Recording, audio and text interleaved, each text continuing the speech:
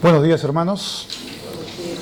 Hoy voy a tratar una continuación de lo que vimos en la anterior prédica que hice. En la anterior vimos que era lo que era la clave para que un creyente pudiera permanecer hasta el fin y no se apartara en determinado momento, porque no todos llegan hasta el fin.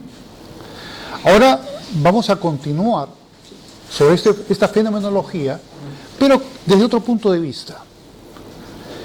Porque en el mundo cristiano sabemos pues que se calcula que los 8.000 millones de personas que actualmente habitan la tierra, 2.000 y pico millones son cristianos. Ahora bien, ¿son todos verdaderos cristianos? ¿Son profesantes en Cristo o tienen a Cristo? Y podemos decir de que, aunque no podemos saber, solo Dios lo sabe, la cifra exacta, no todos son verdaderamente cristianos de verdad. No todos tienen a Cristo. Muchos son profesantes, simplemente. ¿En qué medida y en qué porcentaje de la humanidad, de este grupo de 2.000 y pico millones de cristianos, entre comillas, obviamente todos son profesantes, pero hay un grupo mucho más pequeño, no te podría decir cuánto más pequeño, pero que sí verdaderamente es más pequeño, que son cristianos que verdaderamente son auténticos, que realmente tienen a Cristo. Y ahí está la diferencia. Pero vamos a ver un poco, antes de la aplicación que le veremos al final para nosotros, vamos a ver el fenómeno en sí. Porque se han predicado muchas veces sobre este tema y se confunden muchos pasajes que se usan para ilustrar este fenómeno, pero sin la debida correcta exégesis de lo que verdaderamente quiere decir. Hay que leer la Biblia y también ver el contexto en el cual se cita el pasaje para no desprendernos interpretaciones que no son del todo correctas. Bien, vamos a ver antes un pequeño repaso de lo que vimos esa anterior prédica. Siguiente. Este era el gráfico que yo quería presentarles en esa ocasión. Pero, bueno, ahora lo vamos a ver. Y acá estoy hablando de la profundidad de la fe. Y esto va a determinar si yo verdaderamente voy a seguir hasta el final o no. ¿Y cómo se mide esa profundidad de la fe? En 3 niveles.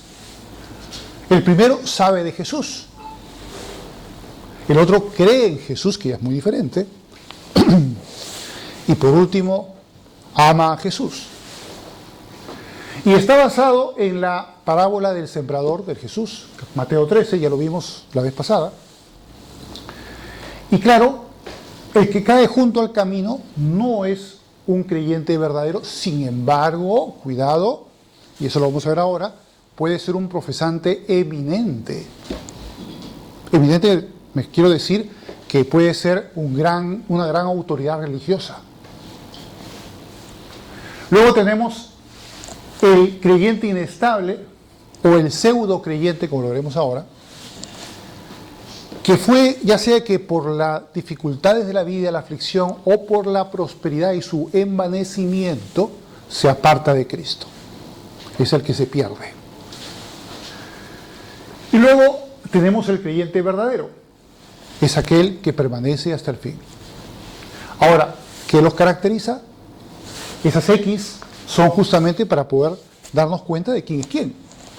El primero, la X, es simplemente él sabe de Jesús. Hasta ahí, muy bien. Pero, ¿saber es creer? Obviamente no. Puede incluso presumir ser cristiano, alegar que lo es, pero realmente nunca creyó en Jesús. Hay casos vergonzosos de pastores o líderes religiosos de cualquier otra religión que son incluso ateos. Y los feligreses han acostumbrado tanto a ese tipo de personas que cuando dicen, oh, hombre, ¿cómo puede haber una persona que diga que estás dirigiendo una iglesia y sea atea? Hay que retirarlo. Y la feligresía, ¿saben lo que hace? En lugar de decir, sí, retírenlo y pongan a un creyente, lo defiende. O sea, para que vean hasta qué punto las cosas se pueden podrir. Pues es así. Y bien, y así va, hay muchos casos. Pero cuando hablamos ya de los creyentes, el creyente inestable es aquel que sabe de Jesús y cree en Jesús. Ahora, aquí viene la pregunta. ¿Cree de verdad o afirma que cree en Jesús? Y ahí está el quid de la cuestión.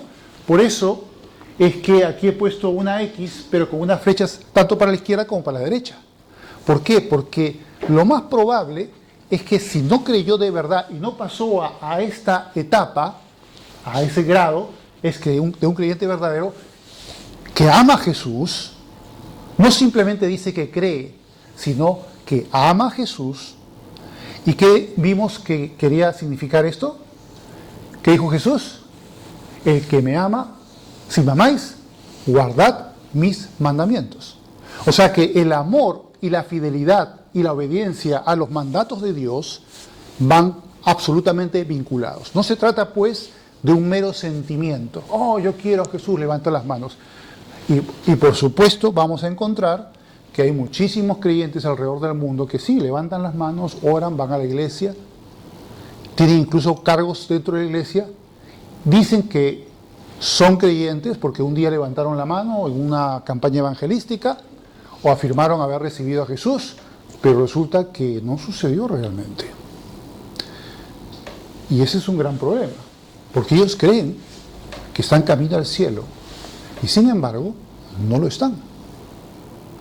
Y eso es lo que vamos a tratar ahora. Pero vimos anteriormente que la forma en la cual la persona realmente puede saber que va a permanecer hasta el final sin miedo, sin temor, es porque ya ha recibido a Cristo de verdad, ha nacido de nuevo y por lo tanto ama a Jesús y guarda sus mandamientos. Eso va a definir que es una conversión genuina.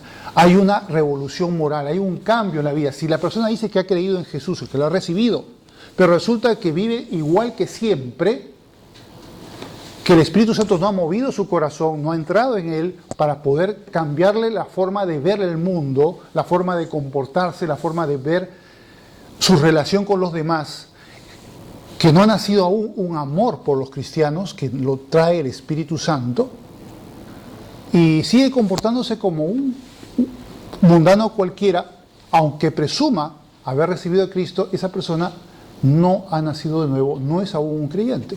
Y por lo tanto todavía está en un sofisma, en un engaño. Y qué terrible es que esta persona pueda vivir su vida engañado, pensando que va al cielo, y en realidad no va al cielo. Ya saben a dónde. Qué triste, ¿no? Esto es algo muy grave. Y es por eso también lo importante de señalar, y yo mencionaré al final, cuando veamos este caso, 3 ejemplos. Hay, por cierto, personas que dicen, saben que hay una distinción teológica entre dos bandos, que la salvación no se puede perder, y otros que dicen que la salvación se pierde. Y algunos señalan que, claro, si has llegado a este punto, la salvación, pues, y te has ido al mundo, habiendo profesado la fe, y has retrocedido, has apostatado, entonces, ¿qué es lo que va a pasar? Que esa persona perdió su salvación. Y la otra tesis es que no, es que nunca fue realmente cristiano, nunca lo fue de verdad. Y vamos a ver un pasaje que lo señala con toda claridad. Bueno, un poquito, que es este. Está en Juan, primera de Juan, capítulo 1, verso 19, perdón, capítulo 2. Fíjense lo que dice esto. Yo creo que aquí es muy clarificador. Salieron de nosotros, pero no eran de nosotros. ¿Qué significa salieron de nosotros? Estaban con nosotros. Presumían ser salvos, presumían ser siervos de Dios, pero no lo eran. Dice, porque si hubiesen sido de nosotros, habrían permanecido con nosotros. ¿Ven? Hablábamos de permanencia, ¿no? Pues esa permanencia señala hasta el fin, hasta el último aliento de tu vida. Si tú eres fiel hasta el fin, el que perseverare hasta el fin, ese será salvo, es señal de que tú eras de verdad. Pero si tú no eres de verdad, ¿qué va a pasar? Dice, pero salieron para que se manifieste que no todos son de nosotros. ¿Y acaso Pablo no decía el peligro de los falsos hermanos? ¿Y a los Gálatas no les decía que han entrado encubiertamente para ver nuestra libertad en Cristo? Los judaizantes que vinieron de Jerusalén, por ejemplo. Pues sí, hay muchos casos de esos, que verdaderamente no son verdaderos cristianos y van a ser una zancadilla en las iglesias y en los creyentes. Eso va a suceder. Bien, ahora vamos a entrar ya a otro gráfico, que es este. El caso es más complejo. Como les decía, hay muchas prédicas donde se mezclan estos pasajes como si todo fuera un solo fenómeno, pero no. Hay 4 categorías, 4 casos. El falso profeta, el apóstata, el extraviado y el pseudo creyente. Todos son profesantes, pero ninguno es creyente de verdad. Y hay casos más graves y otros menos graves. Unos que tienen esperanza, que todavía pueden ser salvos, y otros que no la tienen. Y las palabras, y eso, voy a emplear solamente un pasaje, pero hay otros pasajes que pueden respaldar. Esto realmente da lugar para un libro. Se podría hacer un tema mucho más extendido, porque hay varios pasajes que hablan sobre estos casos. Vamos a empezar por el primero, vamos a ver luego esos pasajes, pero ¿cuál es la perseverancia? ¿El falso profeta va a ser perseverante? Puede ser totalmente perseverante y muere como falso profeta. No es que se apartó, murió como falso profeta. El apóstata obviamente no, se apartó, por eso es apóstata, volverse atrás. El extraviado es fiel por un tiempo, ¿se acuerdan de la palabra sembrador? Los que caían entre espinos y los que caían entre cardos, que por aflicción o por envanecimiento de la prosperidad se apartaban de Dios. Esos son los extraviados. Y por último, los pseudocreyentes, que puede ser total o parcial, que efectivamente puede irse en un determinado momento o permanecer hasta el fin de sus días pretendiendo ser un cristiano. Y sin embargo no lo es. Ahora, ¿cuál es la esperanza que tenemos en estos 4 casos? La Biblia nos dice que los 2 primeros, los más graves, no hay esperanza. Pero los 2 últimos sí la hay. Y bueno, vamos a señalar ya estos casos uno por uno. Vamos a empezar pues con el falso profeta y solamente ese pasaje. En realidad son 2 pasajes, pero están uno seguido del otro. Y la verdad, vamos a seguir el pasaje siguiente, lo que sigue después, que era lo que yo iba a poner, pero dije, si no pongo este pasaje no se va a entender bien qué quiere decir el siguiente. Y mejor, para no sacarlo del contexto y no tener una interpretación deficiente, lo mejor es primero poner el antecedente y luego poner el pasaje. El antecedente es este. ¿De qué está hablando Jesús aquí? Guardaos de los falsos profetas. Está hablando de los falsos profetas. Que vienen a vosotros con vestidos de ovejas. Parecen muy espirituales. Pero por dentro son lobos rapaces. Por sus frutos los conoceréis. ¿Acaso se recogen uvas de los espinos o higos de los abrojos? Así, todo buen árbol da buenos frutos, pero el árbol malo da frutos malos. O sea que por los frutos vamos a conocer a ese personaje. No puede el buen árbol dar malos frutos, ni el árbol malo dar frutos buenos. Todo árbol que no da buen fruto es cortado y echado en el fuego, así que por sus frutos los conoceréis. ¿Qué consecuencias tiene este falso profeta? Va a ser desechado, echado en el fuego. ¿Cuántos ejemplos podríamos decir de falsos profetas a lo largo de la historia? No solo del presente, a lo largo de la historia. Voy a mencionar solamente uno, el cardenal Carrafa, siglo XVI, que luego fue el Papa Paulo IV. En esa época, que era justamente los tiempos de la Reforma, estas ideas de Lutero fueron migrando hacia Italia, hacia Roma, y crean, aunque esto parece un poco insólito, había un movimiento dentro de la Iglesia Católica que eran los Spirituali, que tenía por líder al cardenal Regina Paul, y era un grupo secreto, porque si se daban cuenta que tenían esas ideas, pues mala cosa para ellos. Incluso Miguel Ángel, este gran escultor y pintor, era parte de ellos, de este grupo. Pero bueno, este señor Carrafa, ya como cardenal, era pues un verdadero inquisidor, una persona que verdaderamente mató a muchos cristianos, persiguió a los cristianos genuinos, era verdaderamente una persona aborrecible. Incluso en su tiempo de papado también se distinguió por ese tipo de proezas malvadas, y cuando él muere, los ciudadanos de Roma lo festejan con grandes hogueras, para que vean que no era pues un señorito bueno. Pero, ¿por qué menciono a este señor? ¿Por qué lo digo? ¿Por qué no menciono cualquier otro caso? Porque cuando tú lo oías hablar de Jesucristo, se te caía una lagrimilla. Qué bonito que hablaba de Jesús, el cardenal Carafa, futuro Paulo IV. Qué bonito hablaba de Jesús. Te conmueve el corazón. Y así son. Es un falso profeta, pero sin embargo, la música de sus labios es muy eminente, muy cautivadora. Espiritualmente tiene una atmósfera de piedad, pero niega la eficacia de ella. Y así es. Estos señores no son necesariamente falsos profetas porque hablen cosas terribles sobre la fe cristiana, al contrario, hablan cosas muy bonitas, son muy convincentes, pero sin embargo son tremendamente hipócritas y tremendamente falsos. Y realmente están sirviendo a Satanás y no a Dios. Y esos son pues los falsos profetas. Ahora vamos a ver el siguiente y muy interesante pasaje que está señalado, y luego el que veremos a continuación, entre los más terribles de la Biblia.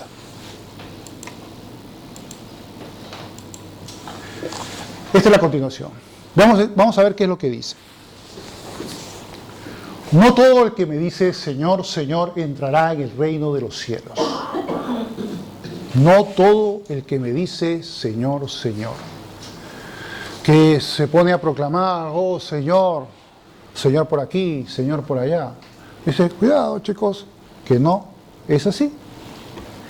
No todo el que diga Señor, Señor entrará en el reino de los cielos, sino aquel que hace la voluntad de mi Padre que está en los cielos. ¿Qué dijimos antes? El que ama a Cristo, ¿cómo lo demuestra? Guardando sus mandamientos. Si me amáis, guardad mis mandamientos, dijo el Señor. Pero estos señores no. Estos señores, por boca para afuera, son muy eminentemente espirituales, pero por dentro son lobos rapaces. No quieren hacer para nada los mandamientos del Señor.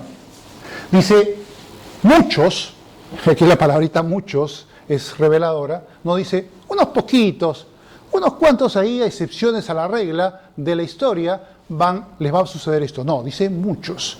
Dice que el cristianismo, y eso es una realidad incontestable para cualquiera que sepa historia, el cristianismo se podrió desde muy tempranos de los primeros siglos y ha seguido podrido y todavía sigue podrido. Y estos señores hay en abundancia. Dice, fíjense lo que dicen estos señores, no son poca cosa, miren. Muchos me dirán en aquel día, Señor, Señor, ¿no profetizamos en tu nombre y en tu nombre echamos fuera demonios? ¿Y en tu nombre hicimos muchos milagros? ¿Qué cosa? Estamos hablando de pequeñas cosas. ¿Cómo es posible, dirá alguien, que una persona que es un falso profeta pueda, yo lo he escuchado algunas veces, que no se lo creen, pueda expulsar demonios, hacer milagros y profetizar en su nombre? Dirán, ¿será posible eso? A ver, ¿a alguien se le ocurre un ejemplo en el Nuevo Testamento? Que lo hay. Judas. Judas estaba con los 12. ¿Acaso no también expulsó demonios, hizo milagros? Sí. Judas estaba ahí. O sea que no es que sea una cosa impensable, claro que sí lo es. Ahora, ¿qué dice al final? Y entonces les declararé, bravo muchachos, habéis hecho muy bien con todas estas cosas, todos estos milagros, todas estas expulsiones de demonios y todas estas profetizaciones. Qué bien. Pero no les va a decir eso. Dice, entonces les declararé, nunca os conocí, apartados de mí, hacedores de maldad. Eso es lo que va a decir. Sois hacedores de maldad. No los reconozco bajo su línea hipócrita. Eso es una apariencia que de cara para afuera, para que las personas puedan creer y ser engañadas. Pero yo que conozco vuestros corazones, sé perfectamente que sois unos hacedores de maldad y que no solamente estáis yendo vosotros al infierno, sino que estáis llevando a muchos al infierno también. Como le decía Jesús a los fariseos saduceos, decía, vosotros recorréis mar y tierra para formar un acólito y lo hacéis 2 veces más hijo del infierno que vosotros. Pues esos son los falsos profetas. Y estos pueden llegar hasta el día de su muerte y morir como falso profeta. ¿Cosas buenas que dice el Señor de ellos? Pues nada bueno. Bien, ahora vamos a ver al otro caso. Al caso del apóstata. Recuerden que apóstata es el que se vuelve atrás, el que retrocede. Y este es uno de esos pasajes que son a veces un poquito como que no los quieren leer algunos, pero está ahí. Y es un pasaje terrible. Hebreos 6, y no solamente el único, en el capítulo 10 también hay otro parecido, pero no vamos a ver. Vamos a ver qué dice este pasaje de los apóstatas. Porque es imposible que los que una vez fueron iluminados y gustaron del don celestial y fueron hechos partícipes del Espíritu Santo. ¿Judas acaso no fue un caso así? ¿Podemos pensar que esto es inaudito e increíble de creer? No. Aquí está diciendo que tuvieron estas experiencias. Fue iluminado, escuchaba a Jesús, gustó del don celestial en su presencia, fue hecho partícipe del Espíritu Santo y asimismo guardó la buena palabra de Dios y los poderes del siglo venidero. ¿Y qué hizo Judas? Entregó a Jesús. ¿Amaba Judas a Jesús alguna vez en su vida? Nunca lo amó. Por eso está la diferencia, ¿se recuerdan del otro gráfico? Ese tercer grado en el cual el que ama a Jesús es el que persevera, el que es de verdad. Judas nunca lo fue y sin embargo estaba allí. No era incompatible con lo que está diciendo aquí el autor de Hebreos. Dice, si recayeron, sean otra vez renovados para arrepentimiento, crucificando de nuevo para sí mismos al Hijo de Dios. Obviamente no está hablando ya en este caso de Judas, sino de otros Judas futuros, donde ya después del sacrificio de Cristo, dice, crucificando de nuevo para sí mismos al Hijo de Dios y exponiéndole a vituperio. Porque la tierra que bebe la lluvia que muchas veces cae sobre ella y produce hierba provechosa a aquellos por los cuales es labrada, recibe bendición de Dios, pero la que produce espinos y abrojos es reprobada, está próxima a ser maldecida y su fin es el ser quemada. Ese es el fin de estos apóstatas. ¿Recuerdan en la vez anterior que mencioné 2 casos? Voy a repetirlos para los que no estuvieron ese día. Uno era Templeton, el famoso, y se decía compañero de Billy Graham, que se decía que era más eminentemente poderoso en su forma, en su oratoria, en su forma de persuasión, que el propio Billy Graham, que ya de por sí es un evangelista de primer orden.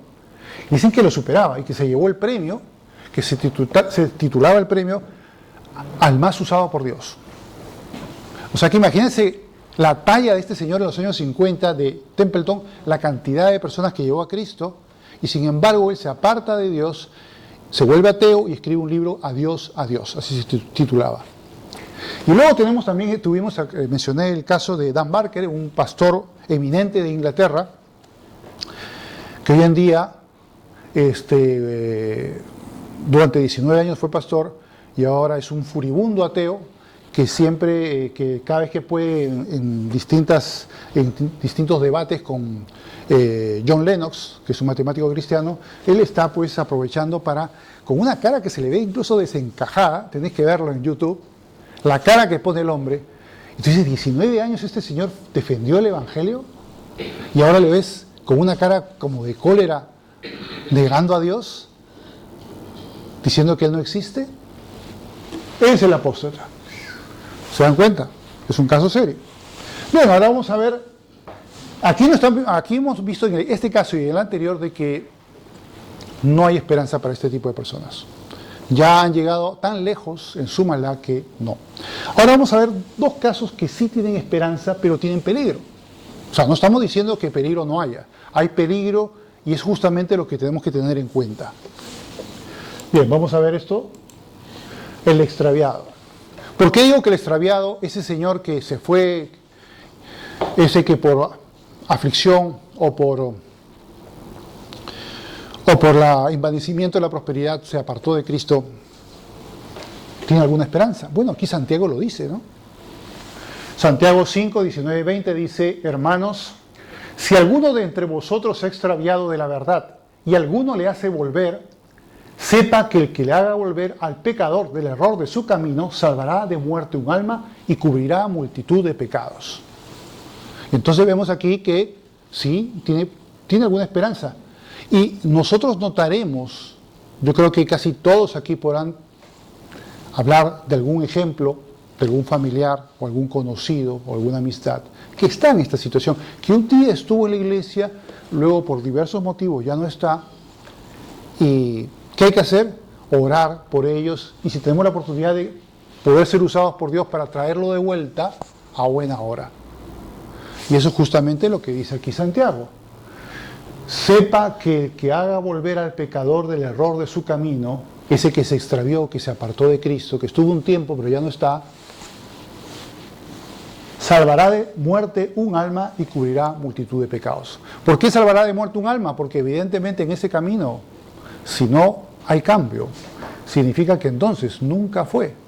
Y si nunca fue, su destino no es el cielo, sino el infierno.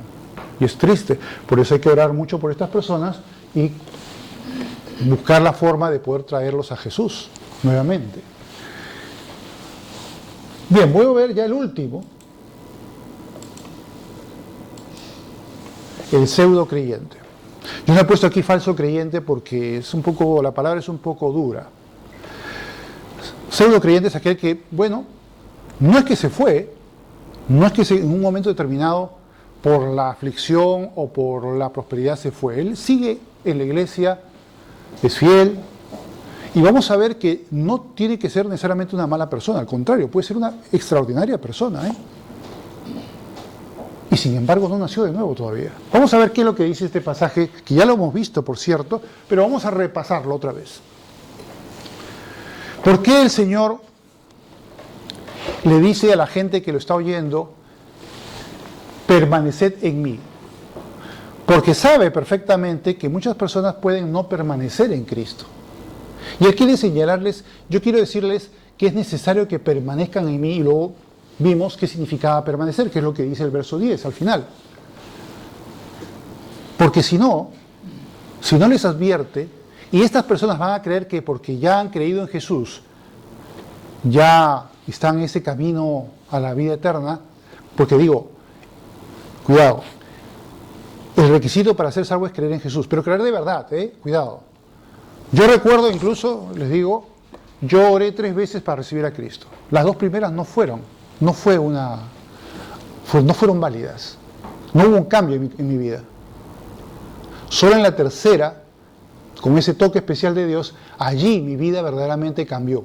Pasé a ser nueva criatura. Las cosas viejas pasaron y aquí todas son hechas nuevas.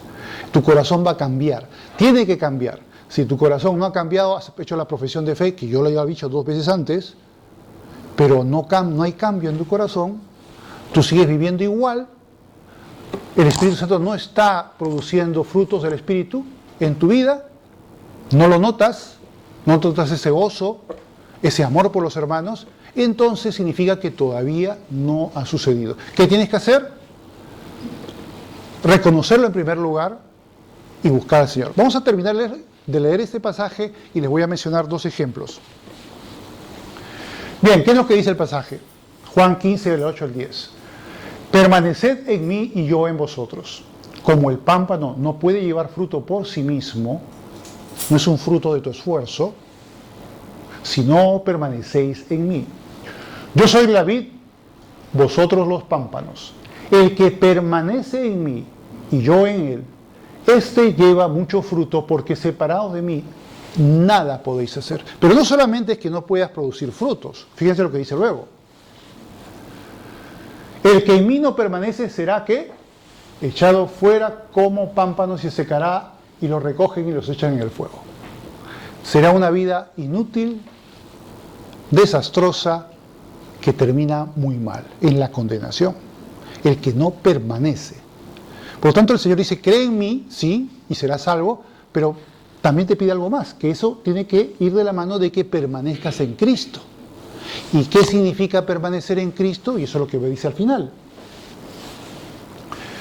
En esto es glorificado mi Padre, en que llevéis mucho fruto y seáis así mis discípulos. Como el Padre me ha amado, así también yo os he amado, permaneced en mi amor. Si guardáis mis mandamientos, permaneceréis en mi amor. ¿Está claro, no? Si yo no permanezco en sus mandamientos, ¿cómo puedo poder decir que estoy permaneciendo en su amor? ¿Y cómo puedo decir que yo estoy amando a Jesús si no le hago caso? Evidentemente no hay manera. No le hago caso y por lo tanto, no. Así como yo he guardado los mandamientos de mi Padre y permanezco en su amor. O sea, hasta Jesús mismo nos está dando el ejemplo. Yo he guardado los mandamientos de mi Padre y permanezco en su amor. ¿Qué debe hacer cada cristiano? Hay que asegurarnos de que guardamos los mandamientos de Jesús y así permanecemos en su amor. Si ese no es el caso, es que aún no he nacido de nuevo y por lo tanto tengo que darme cuenta de ello y decir, ah, caramba, aquí falta algo. Yo estoy equivocado. Estoy creyendo una realidad que no es la real. Y debo de otra vez buscar al Señor, orar y pedirle, Señor, yo quiero ser verdaderamente hijo tuyo. Yo quiero que tu Santo Espíritu descienda sobre mi alma y que tú puedas renovar mi vida, darme esa nueva personalidad, esa revolución moral, esos cambios que tienen que haber en mi vida, guardar los mandamientos de Jesús, vivirlo. Porque si no, si sé que no ese es el caso, pues todavía estoy en una oscuridad y engañado creyendo, sin embargo, que voy a la salvación y la vida eterna. Voy a mencionar dos ejemplos. Yo recuerdo, en una iglesia ahí en Madrid, había pues una chica que yo podría hasta apostar dinero de que era cristiana, porque era una excelente persona. Una chica que venía de bastante lejos al culto, era fiel. La verdad que había muchas cosas buenas que decir de esta muchacha. Pero se predicó en esa iglesia sobre este tema. Y parece que la chica al final tomó nota, se dio cuenta que le faltaba algo, y luego después, un día da su testimonio de que ella había recibido de verdad a Cristo. Y la verdad que esa chica, que ya era bastante buena antes, Dios revolucionó su vida. Ahora era un cohete. La verdad que las cosas que hacía esta chica eran fenomenales. O sea, ya era una buena chica, pero la convirtió en una verdad mucho más valiosa muchacha.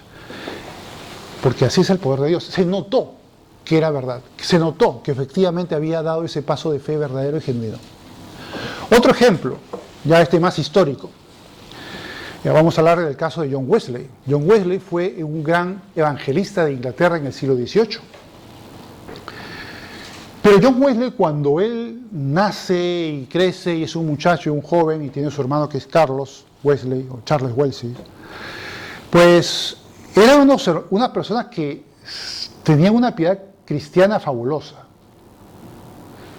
Él se consideraba verdaderamente un hijo de Dios porque su comportamiento y su piedad, yo creo que superaba a muchos cristianos auténticos, pero y de lejos.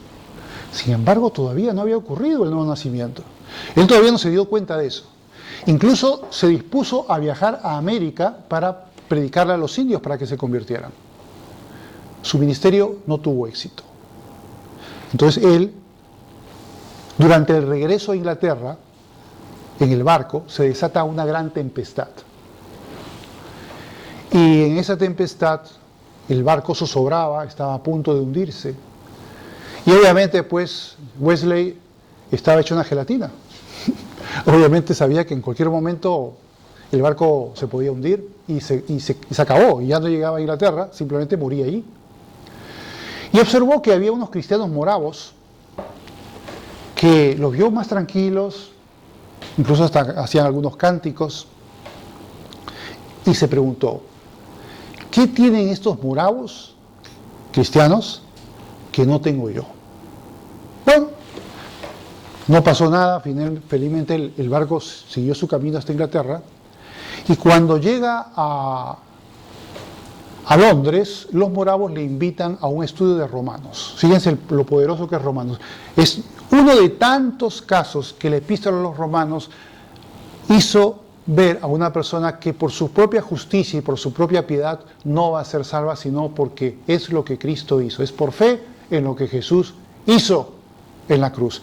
Es la justicia de Cristo imputada a nosotros la que nos hace salvos. Y no es nuestra propia justicia. Ahí se dio cuenta de eso.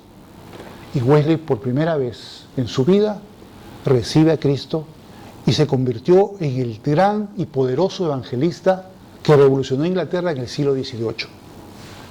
Algo fabuloso lo que hizo Dios con este hombre. Pero tiene que haber ese paso.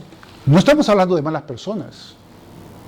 Personas que por motivos diversos, sea en una iglesia evangélica o incluso en iglesias que tienen buena intención, pero son iglesias que tienen grandes errores y que incluso podemos decir que sus autoridades son verdaderos falsos profetas, pero en el corazón tienen la buena intención, pero no han descubierto todavía la clave. Es importante que descubran esa clave. Es Cristo quien nos salva, es por la fe en Él y es su justicia la que es imputada a nosotros, por la cual seremos aprobados de Dios, y no es por tu propia justicia. Bien, eso es pues lo que vamos a ver ya el último cuadro, y este precioso pasaje de Hebreos, capítulo 10, que dice: mas el justo vivirá por fe. Y luego que dice: y si retrocediere, no agradará a mi alma. El cristiano no está para retroceder, sino para permanecer hasta el fin. Y eso, ¿basado en qué? En que verdaderamente nació de nuevo, pero ¿cómo se visualiza? En su amor por Jesús y en que guarda los mandamientos de Él. Si eso no sucede, como decía Santiago, muéstrame tu fe sin tus obras y yo te mostraré mi fe por mis obras. Porque la fe sin obras es una fe muerta. Luego que dice: pero nosotros no somos de los que retroceden para perdición, sino de los que tienen fe para preservación del alma. Esa era la buena expectativa del autor de Hebreos, de que a quienes dirigía la carta, ellos no estarían incluidos en esos terribles casos, sino que tendrían la fe para la preservación del alma. Esa es la fe que debe tener todo aquel que verdaderamente quiere militar para el Señor. Y debe hacerse un análisis. Si verdaderamente ve que no ha habido un cambio en su vida y que, aunque presuma de haberse convertido en determinada época, en determinado año, pero no hay un cambio en su vida, tiene que evaluarlo y saber que posiblemente esté en uno de estos casos. Y por lo tanto, tiene que acudir, asegurarse que verdaderamente ha recibido a Cristo, que lo ama y que guarda sus mandamientos. Oremos. Padre Santo, queremos darte las gracias por la exhortación de tu palabra. Señor, tú sabes, Señor, cada corazón, y no podemos descartar de que haya personas, Señor, que nos estén escuchando, o también por la grabación, que podían estar en esta situación. Por eso te pedimos, oh Dios, que podamos tener el corazón dispuesto, Señor, a reconocer todo lo que pueda suceder en relación a nuestra verdadera fidelidad a ti. Te pedimos, Señor, que si hay alguna persona que está en esa circunstancia, te pedimos que le ayudes a entender, a reconocer esa situación, a ese algo que le falta, para que pueda acudir nuevamente en oración a ti, para asegurarse de que es salvo de verdad y que ese amor por Jesús pueda visualizarse en su obediencia restricta a los mandamientos de Cristo. Te pedimos, oh Dios, que hagas esto y que nos ayudes a aquellos que ya hemos nacido de nuevo a permanecer en el Señor con la obediencia perfecta a sus mandamientos, y de tal manera podamos decir que lo amamos. Te lo pedimos en el nombre de Jesús. Amén. El tema sobre el amor y el precio que ello conlleva será el tema del siguiente mensaje que hablaré con vosotros. Gracias.